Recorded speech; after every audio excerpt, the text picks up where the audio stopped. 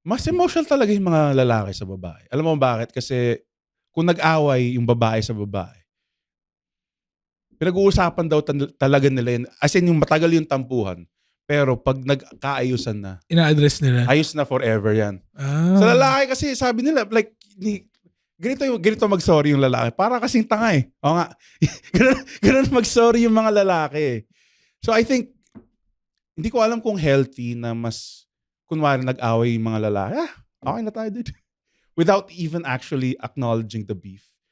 Or, ang hirap eh. Kasi, ingrained na nasa utak natin, feelings. Pag-uusapan yan, corny.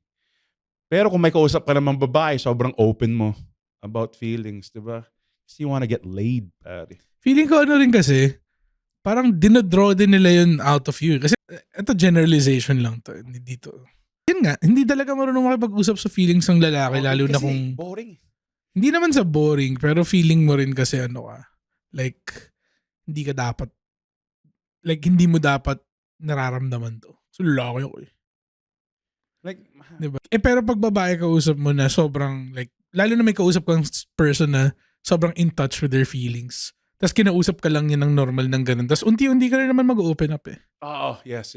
Pero pag lalaki on lalaki action yung usapan.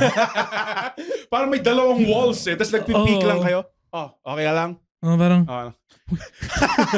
nakita niya ako? Nakita niya yung real me. Alam mo yun, ang nagko-conscious kasi parang ikaw si Mr. Krabs na nag-mulch. Nag-mulch siya?